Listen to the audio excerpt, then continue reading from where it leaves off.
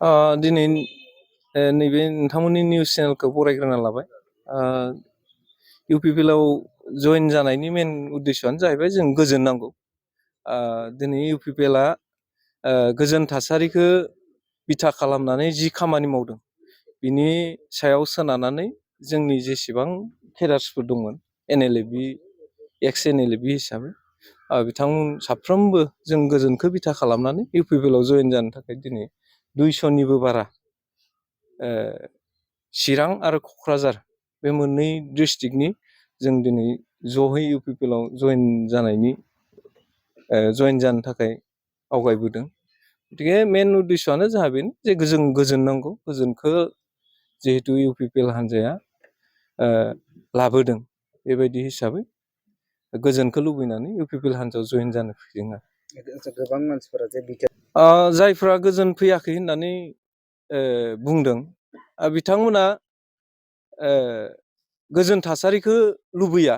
बे हिसाबै बिथांमोना गोजोनखौ लुबैयो हिसाबै गोजोन फैयाखै होननानै बिथांमोना बेखिनिखौ बुंदों जानांगौ। खिन्थु जोंनि नुनायाव, रायजो राजानि नुनायाव जथेस्थ' गोजोना फैदों। मानो होनबा गोदोनि परिबेसखौ नोंथांमोना नाहरोब्ला जोंनि गेजेराव बुथारलायनाय, गावलायनाय, गावजों गाव बिदा फंबाय थैलायनायानो जोबनो गैयामोन। दिनै इउपिपिएल सरकार फैनाय लोगो लोगो दिनै गोजोना फैदों होनना जों बयबो रायजो राजाया मिथियो आरो बे रोखा जानानै दं। मानो होनब्ला बिपिएफ सरकार थानाय समावहा जोंनि गेजेराव खालि गावजों गाव बुथारलायनाय, गावजों गाव होसोलायनाय बेल'थारसोमोन। दिनै नोंथांमोनाथ' नुदों, रावबो दिनैनि नैबे समावहा गावजों गाव बिदा फंबाय थैलायनायाबो गैया जानानै दं। बेफोरनो गोजोन। आरो बे गोजोनखौ लाबोदों होनबा इउपिपिएल सरकारानो लाबोदों।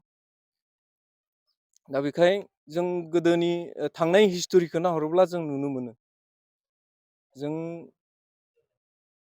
थांनाय हिस्ट'रिखौ नायनानै दिनै जों नैबे गोदान सरकाराव जों बेबायदि थैलायनाय, गावजों गाव बुथारलायनाय बेखौ जों गैयाखाय जों गोजोन फैदों होननानै जों बिथा खालामनो हायो।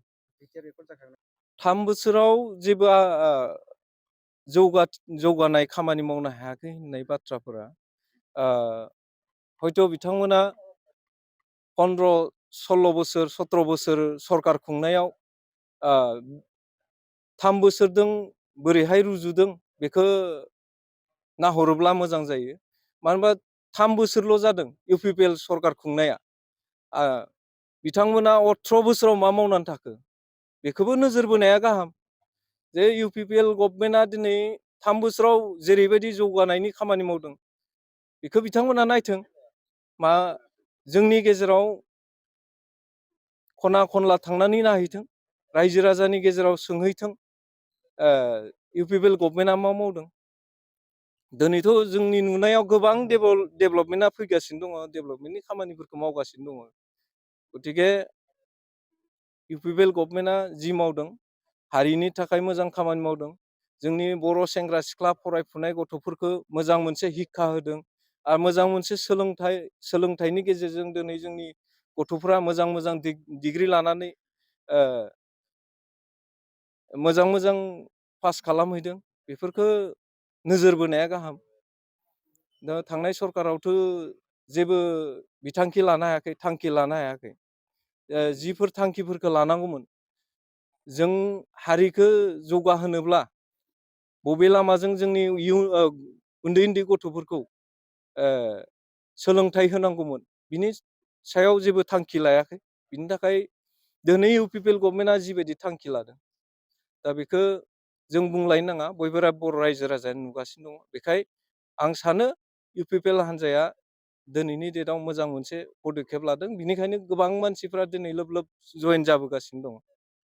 गतिके नोंथांमोना इउपिपिएलआवहाय जबगान होनानैहाय फैबाय थानाय समावहाय इउपिपिएल हान्जानि जानानै माबायदिहाय रायजो राजाफोरनि थाखाय खामानि मावलांनो सानो? दा पार्टि हिसाबै पार्टिनि खामानि मावनांगोन। इउपिपिएल हान्जायाव जइन जानाय लोगो लोगो इउपिपिएल हान्जानि बा पलिटिकेल हान्जानि थाखाय जों खामानि मावनांगोन आरो खामानि मावलांनांगोन। जेब्ला आर्म स्ट्रागल खालामदोंमोन, बेयाव इसेल' मानसिजों स्ट्रागल खालामदोंमोन। एबारथ' गोबां रायजो राजाखौ मोनबाय बा गोबां लोगो मोनबाय जोंनि बोलो जोंनि सिन्था धारनाफोरखौबो जों गुवारसिन खालामनानै जों खामानि मावलांगोन। Thank you.